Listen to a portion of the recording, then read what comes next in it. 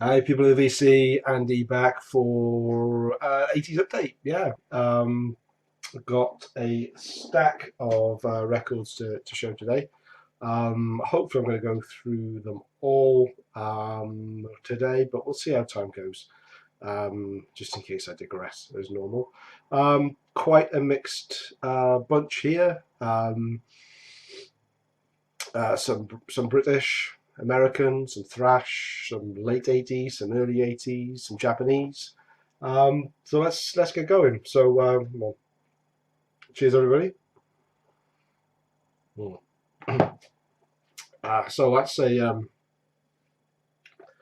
Guinness West Indies porter.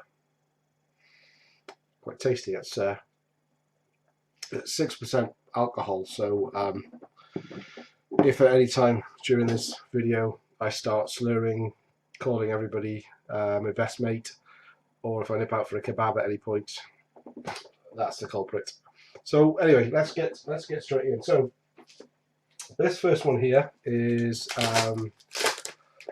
one of those eBay buys where you put a minimum bid on and you don't suppose you'll get it.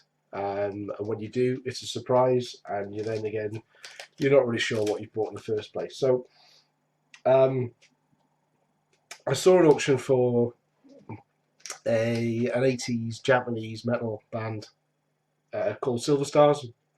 I put the minimum bid on, which was 99p, and I think about a week later I got an email notification saying I'd won it. So here we go. So I didn't realise when I put the bid on. I don't know whether that would have changed my decision, but the title is really bad. Rape Noise, not a good title. I guess kind of Japanese metal shock tactics. I'm not quite sure what they were going for. Certainly wouldn't get away with it these days. But yeah, so I actually had it for a couple of weeks before I even got around to playing it. I just thought it was going to be awful, to be honest with you. But I was pleasantly surprised. So yeah, so this is Silver Stars. This is 1981. I think this is their second or third album.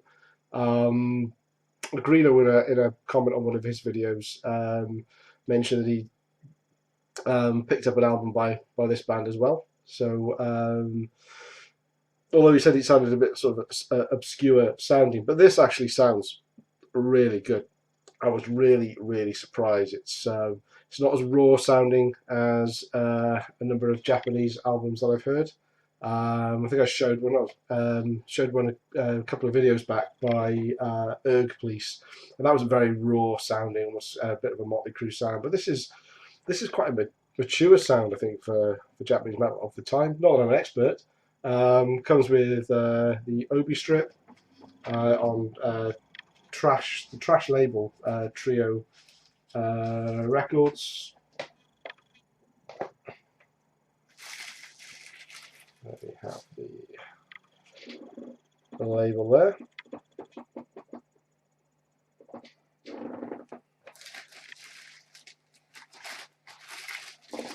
And yeah, there's the inner. Now there are some good songs on here, but I've to be honest with you, I'm not taking the time to match up which of the songs I liked compared to the actual names of the songs, because some of the songs are in Japanese only. Some are a mixture of Japanese and English, and some are in kind of broken English. The names of the band are great though.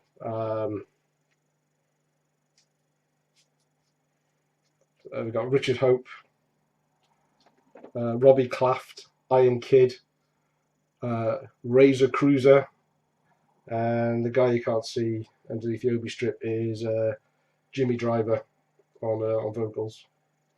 But it's kind of, despite the really dodgy name, of the album. As I say, it's really good. There are clips on YouTube and Discogs. Fantastic condition. In fact, looking on Discogs, this normally goes for, in this condition, around £15. So to pick it up for less than £1, I'm not going to complain. And I will play this again. I say it's surprisingly good. What do we have next? So next up, a band that I'm not too familiar with, Mallet-Head. This is from 1988. This is a Dutch pressing on Roadrunner Records. Band from Boston, I believe, US. Sounds a bit like The Cult to me. Well, just the vocalist mainly. But it's a very upbeat metal record, you know, for 1988. Really enjoyed it. Some great tracks on here. Tear Down the Walls, Don't Lock Me In, Die for My Soul. Yeah, some. In fact, there's 2 songs on here that if they weren't on the album, this would be a really, really good album. In fact, the best track on here in terms of title is one called It Was a Blast for Me. Was it a blast for you? We're playing words with blasphemy, and that's awful. That's like someone singing in a 70s club style, not metal at all. Horrible. And the one on side B, Sick My Duck, is kind of like about a minute long, and it's more of a hardcore blast, and just completely out of place on this album until you realise that 3 of the band members, so there's 2 brothers here, Chuck Stilfen, Glenn Stilfen, and the drummer Tom McKnight. They all apparently used to be in a hardcore punk band called Gang Green, which explains this abomination that says Sick My Duck. But as albums go, it's really good. I'm glad I've got it. It cost me about £2.50, so cheap and cheerful. Happy with that one. Next up, another band that I haven't heard of before, but took a punt on them, and that's Thunderhead. Nice shiny silver details on here. The band. So this is cheating. This is an 80s metal. This is from 1990, so just slips under the wire in my loose rules for this this channel. This is their second album. They're actually a German metal band, but I know very little about them. So this is what 1990. This is on Music for Nations, one of my favourite labels. Usually I can't go wrong with Music for Nations, so I will usually pick up something if I'm not quite sure of the band, but they're on Music for Nations. I'll give it a go. Here we have the inner sleeve.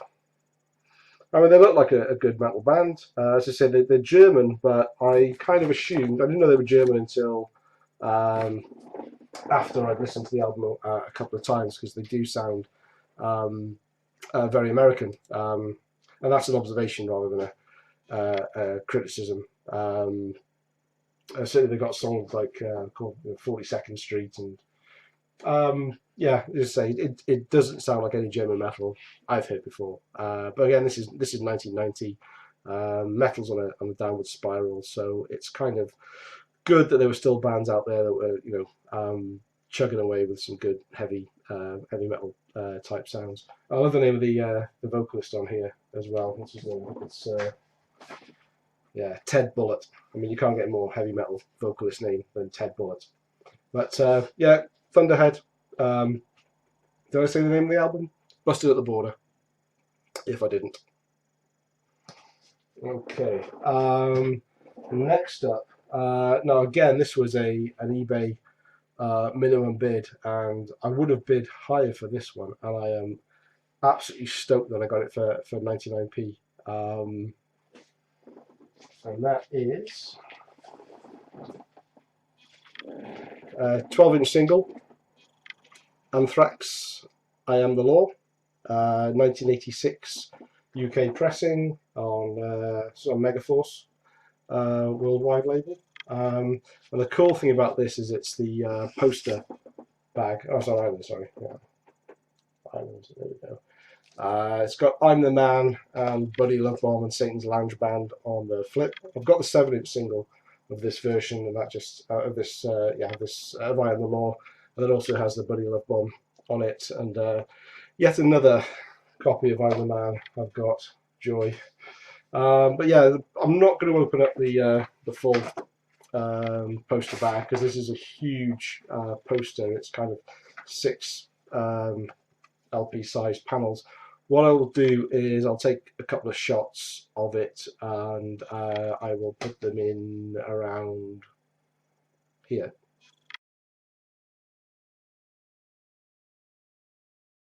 And this is the back of the poster with Judge Ian, Judge Spitz, the front cover, Judge Bellow, with the lyrics for I Am the Law, and then top right we've got Judge Benante on the back cover, and bottom right I think my favourite one there, Judge Belladonna. Yeah, so yes, I thought it was really cool, and to pick this up for £1, the vinyl was really dirty, but it's cleaned up really well. Plays really well. The poster is in great condition. There's the beard talking. It looks like it's been hung before. There's drawing pin holes in the corner, but they're as neat as they can be. And all the artwork on here was done by Charlie Benante himself. And there is Judge Benante on the back. I'm not quite sure the judges would have gone for the long hair. I'm sure that's probably breaking some violation of the judge code, but there we go. Yeah, but 99p, great condition. Anthrax. As guilty forgiven would say, I'm not going to pass that out there. I'm not going to pass that up for $1. Right, next up, Tygers of Pan Tang. I love their first album, but I've kind of been disappointed with subsequent albums I've picked up. The Cage, I don't like. So I picked up a copy of Crazy Nights. So this is their third album, 1981. This is a UK pressing on MCA. Yeah, third album. This is much more commercial sounding to me than Wildcats, the first one. I've not heard Spellbound as yet, so I don't know if it's a natural progression from Wildcats to Spellbound to Crazy Nights as to how this sounds. Well, it's a lot more commercial. I mean, this to me is almost a different band than Wildcats. We don't have Jess Cox on vocals anymore. John Deverill is on his second outing with the band, and they're a 5-piece here as opposed to the sort of raw energy sounding 4-piece in the first album. John Sykes was the additional vocalist, guitarist. He went on to play with Thin Lizzy and probably more famously White Snake. There's some good tracks. There are some good tracks on here. Never Satisfied, I like. What else do we have? Race to Rock is pretty good, but there's also quite a few also runs. Do It Good, Love Don't Stay. They're not very good tracks to me. I mean, they're not. After the killer first album, I think they kind of lost their way a bit.